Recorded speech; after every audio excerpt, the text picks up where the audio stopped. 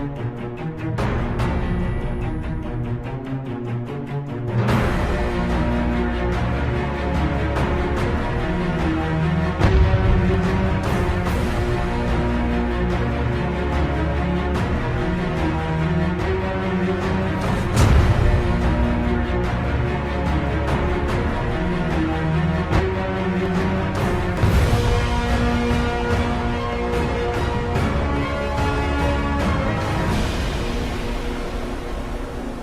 welcome to another episode of Come and See. Today we have a subject that is taboo, one that we don't talk about, I think, at all, but one that needs to be discussed. We're going to talk about pornography and masturbation. So we have 3 guests with us today. Can you introduce yourselves? Hi, I'm David. I'm Myrna. And I'm John. Okay, so let's start with the first question. Is masturbation wrong? John? Simply, yes. But I guess to answer why it's wrong. Well, before you answer why, Okay. is it wrong in the eyes of society, church, or both? Because I think society would say that it's a natural act that everybody does, but how are you seeing it? Are you saying it's wrong from both aspects, just one? I mean, I think if you're talking about 2017 society, yes, it's normal. People accept it like it's a regular part of life. But even societally, back in the day, it wasn't normal. It was very taboo. You couldn't talk about it because people didn't view it as a normal thing. And I think that's because back in the day, more in historical times, people were more attached to the church religious aspect of whether this is right or wrong. So when I said it's wrong, I am basing it on the church and on the faith. But I think in history, some parts of society also viewed it as wrong. Nowadays, it's viewed as totally normal. Okay. I want to hear your opinion as a servant in the church. Do you feel like it's something that affects our youth today? Yeah, without a doubt. A large percentage, a small percentage, men, women? I don't think men and women matter. I Okay. think this is a subject that touches both sexes. Okay. I think men are less embarrassed to talk about it. Okay. So that's why it seems like maybe more men or boys go through it than women or girls. But I think when you get to know the kids you're serving, and even when you talk to Abuna, he'll tell you that this is a problem that I won't give a percentage, Okay. so it doesn't scare everybody, but it is a more than half, I would say. So it's quite high. It's quite high, and it's unexpected, and there are things to look out for, but yeah, it's quite high. So I guess from the one woman on the panel, do you have similar opinions to what John is saying? Is it wrong? So, in the eyes of the church, it is wrong. It's considered sinful. I actually did want to piggyback on one point that you made, John. It is the same for both men and women. I think Percentage-wise? I think we Okay. have similar struggles.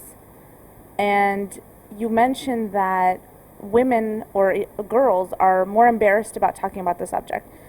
But I feel like there's an extra taboo with females because we're considered appropriate, and it's not an appropriate subject to talk about, which is why I think it's so taboo, especially in the church.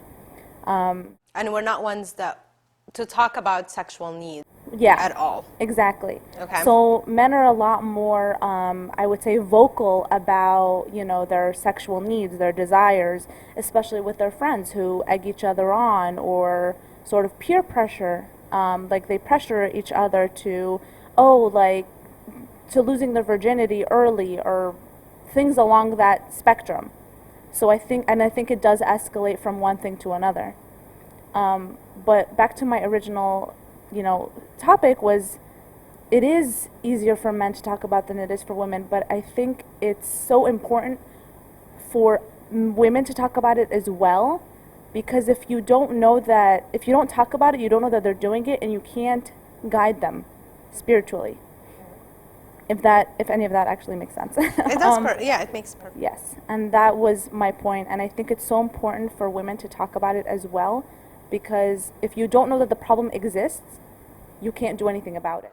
Okay. David, our only teenager on the panel today. I'm sure this is something that you view as normal in society around you. Is that correct? Or please correct me if I'm wrong. Do you think it is normal that it is happening around you? At church, from a Christian point of view, we don't talk about it much unless it's like at a retreat, or if the subject came up at a Sunday school lesson or something like that. But otherwise, it doesn't come up as a normal topic that we discuss. But from the church standpoint, it's definitely wrong. Okay. It's definitely viewed as a sin, and that like you need to like get help. Yes. In a way of like stopping it and like getting closer to God. At school, what I see and what I've heard from the stories and the conversations is that most guys from what I've heard is that they view it as something normal. Okay.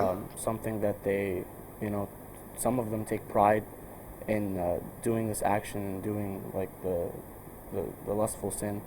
But like as far as the church is concerned, it is wrong. It's not something that's normal. It definitely shouldn't be something that's part of you.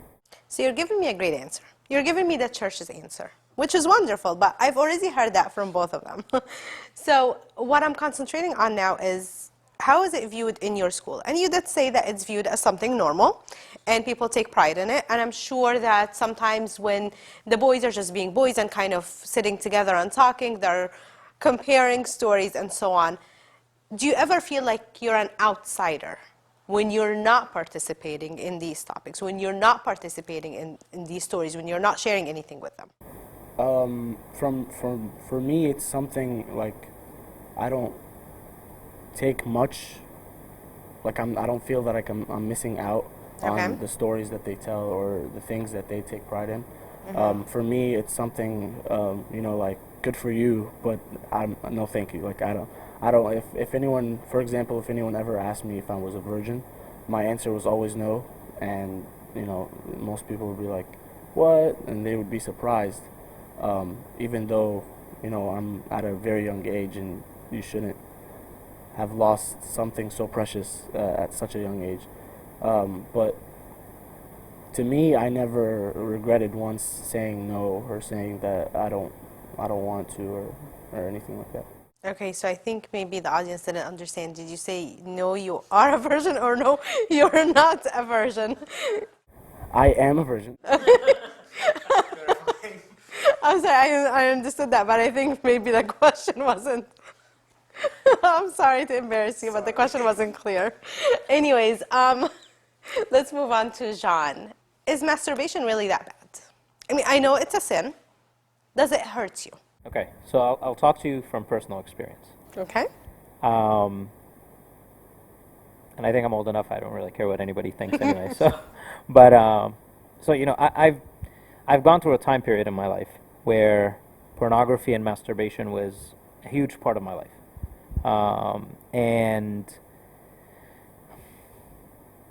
I think the reason God views it as a sinful act, the reason it is a sinful act, is because it's destroying who you are. It's destroying what God built you to be. And I could tell you that during this time, when I was going through this, one, it becomes an addiction, right? Okay. It's nothing that you can just stop and go with whenever you want. It's something that you really can't control.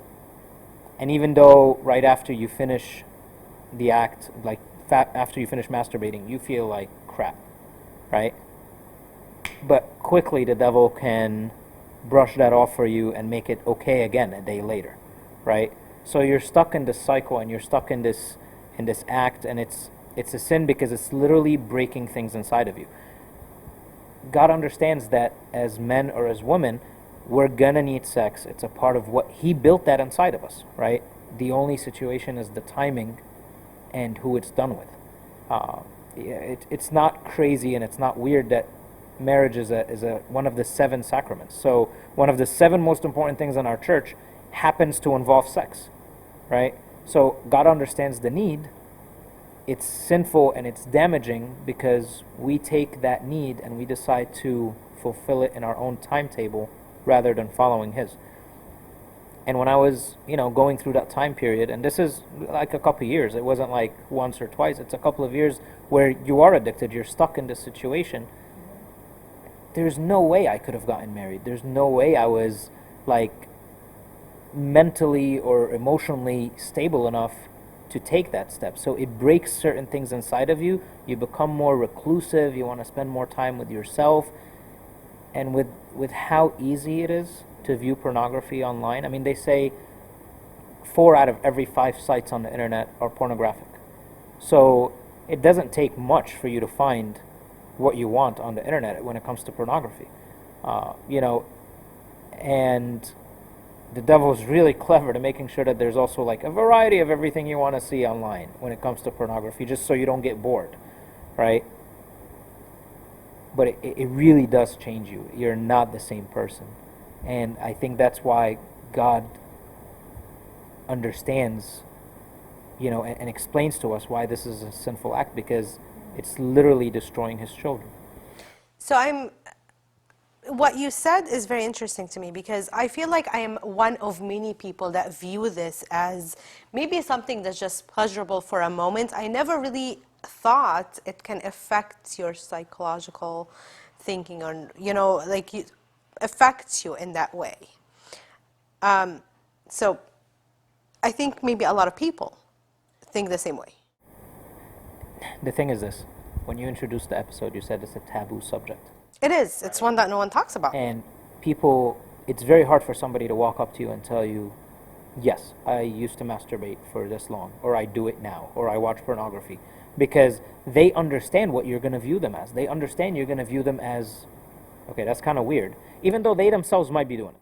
Exactly, even though the majority of the people are actually doing this, but we still judge each other. And this is the nice ring that the devil likes to put you in the middle of. Okay. Right?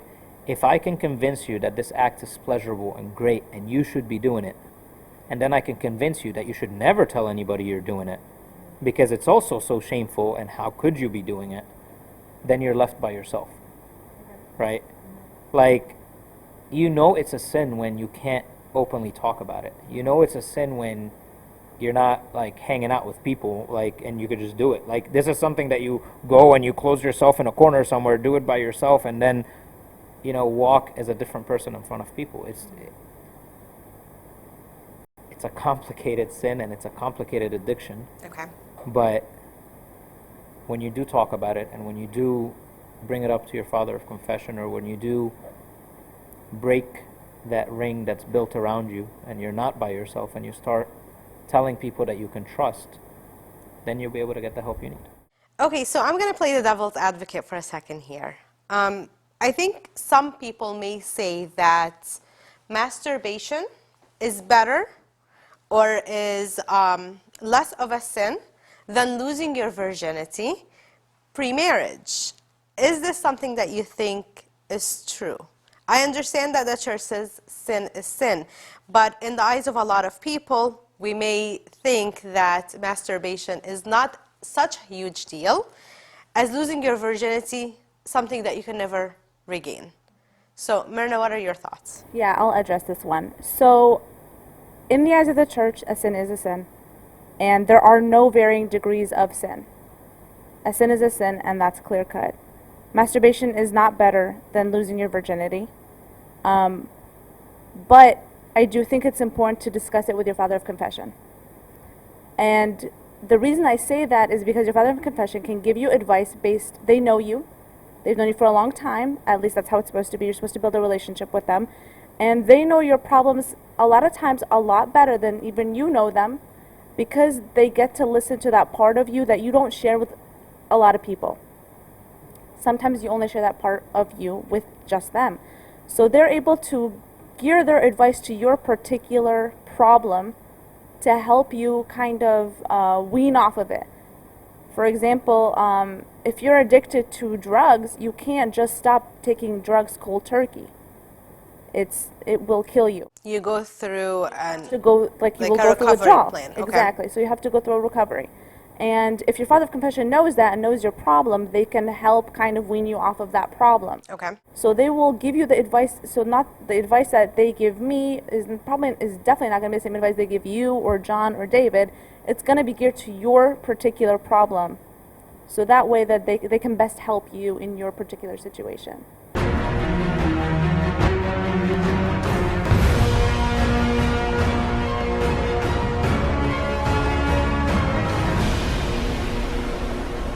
Now, let's switch gears for a second. As a psychologist, and I told you that I was going to ask you a question from that aspect, what are ways to avoid this temptation? I know we had spoken previously in another episode about stress and ways to kind of deal with it and so on. Are there similar things that you could do to avoid this temptation psychologically? So psychologically or not, I really think it's important to stay out of the temptation altogether. Okay. If you don't put yourself in that situation, then you won't be tempted to go through it. Okay. And by this, I mean, if you're in like that mood where you just want to be alone, you want to be in your room, and all you can think about is masturbation, a good way to do it is distract yourself with something else. Okay. If you've got hobbies, do the hobby. And I said this about stress as well. It's always good to kind of shift your focus from that, because when you're focused on something, especially like an addiction like masturbation, you're focused on it, you're like, oh, I'm going to get home, and you're planning it. Like, I'm going to get home, blah, blah, blah. You're going to go in your room, like, oh, nobody's home today, so this is a good day to do it. But if you know that if you're that focused on it, shift your focus to something else that you enjoy equally. Okay. You know, you don't just derive pleasure from masturbation, you can also derive pleasure from other hobbies. Okay. Like if you play sports, that's a good way, and it gets the adrenaline going. Same bodily hormones. David, same question for you. So how do you feel that you can distract yourself from this temptation?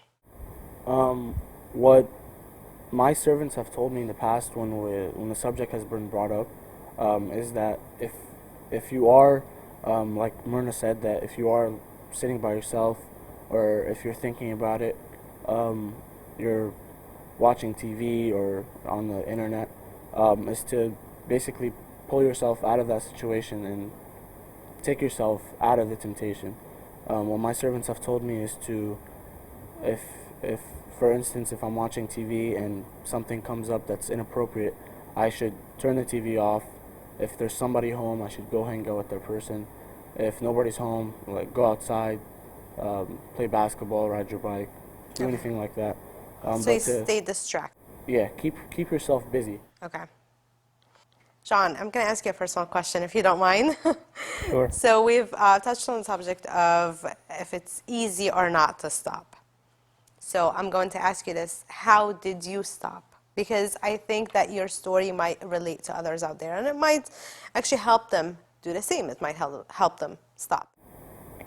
So I'll tell you this. Myrna brought up an awesome point up. You need all the help you can get. Okay. Right, it's just like any other addiction. A lot of times, you don't get over the addiction by yourself, right? There are people that care for you, that help you, they do interventions, things like that. With this specific thing, because it's so personal, a father of confession is perfect. They're bound to silence, right? So nobody will ever know. It's just you and him, and that is it. He'll take it to the grave, Yes. right? So go talk to your father of confession. And that's what I did, because I realized that I was stuck in the cycle, and I knew it was a sin. It wasn't like I couldn't really trick myself into thinking it wasn't, right? But, and the beauty of having a father of confession is that the majority of them, if not all of them, are very patient, and they should, in all times, look at you exactly the same way God looks at you, and treat you exactly the same way God treats you, which is differently than everybody else. It's not like a cookie cutter, scenario for everyone. So with me, my father of confession knew how stuck I was inside of it, and he started giving me pieces of advice, like David mentioned. Try to like stand up and start saying a prayer. It's very hard to masturbate when you're praying. Like, your mind just will not let you do it. Okay, I know it's funny, but it's true, right? And when I said, look, you're about to masturbate, get up and start saying our Father. Like, the devil's going to lose all power. You're really going to have a hard time doing that, because now you're bringing God into your presence. Okay. And I went through many, many confessions of saying, I did great for a week and then I fell again. I did great for 3 days and then I fell again. I did great for a month and then I fell again. But over time, the more and more I talked about it with my father of confession, the less the grip of the sin had over me. And it's literally like something holding you and gripping you in its hand. And the more you talk about it, the weaker that grip gets. And the weaker that grip gets, the longer you go without masturbating, the longer you go without watching any pornography. And eventually it just becomes a part of your past and you no longer fall into it. And God, if there's nothing else we know about God, is that He is faithful, right? Mm-hmm. If He's willing to send His Son to die for us, then He's going to keep His word. And it's just a matter of struggling with your father of confession, with the sin. Eventually God's going to give you power over it and you will win. It took 2 years for me to win. In 2 years, that's 365 days times 2 times 24 hours times 60 minutes. It's not a snapshot. It's a long process, but you'll win. It just takes a while, and it takes effort, and it takes, like being cognizant, like David said, and not allowing yourself to go into, your dark bedroom at night when nobody's around. Understand where you fall into the sin and avoid it. And like I said, that existence of that one person that you can run to and talk to in this situation, I think the best person is Abuna, is super important. So I definitely agree with you. You do need all the help that you can get. But my question here, and it's more of a practical one, I mean, show of hands, who feels embarrassed to talk to their father of confession about certain things sometimes? I mean, I definitely do. And I think everyone does. How do you bring up a subject like that to your father of confession or to anyone else around you to get the support that you need? I think it's one of the hardest things. So if you can get past this one step, yes, you're starting on the path to recovery or to stopping and so on. But tell me how to get this one initial step taken. It's one of the hardest to do. I think you have to realize what your father of confession's job is. Okay. I promise you, whoever's watching, you're not the first to go tell him I masturbated and I watched pornography. There's no way you're the first, unless he was like, you're the first confession he has, okay, hold off for a little bit, let somebody else be the first. But at the end of the day, you're not the first, okay? There's a lot of people that are masturbating. There's a lot of people watching pornography, and they're all struggling the same way you are. So to be embarrassed is to really think you're special and that you're the only one struggling and the devil is not attacking anyone else. I'm telling you, it's more than 50%, and I'm only a servant, and I know this.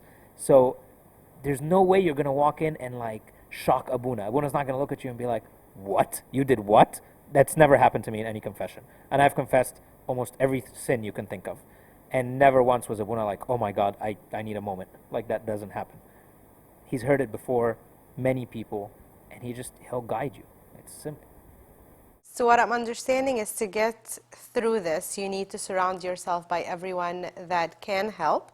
And the first person that you should reach out to, and in my opinion, the only person at that time should be your father of confession. Later on, if he advises you to go to someone else, maybe a professional or a counselor or anything else, or even your parents, then that is something that will come from him and after discussions between the two of you. And I think that taking that step would be a very good way to get assistance, get help, stop eventually. And the second thing that I think I gathered from everyone here is that don't be embarrassed. You're not the only one who's doing it. And by being embarrassed, I think that the devil is playing with your head even more and making you think that it's something no one does. You're the only one. And that is unforgivable and that you will be judged. So that's something that you need to completely remove from your head. Know that it is not true and that you can stop if you put your mind to it. Am I on the right track here? 100%. Okay. Well, thank you so much for watching this episode with us.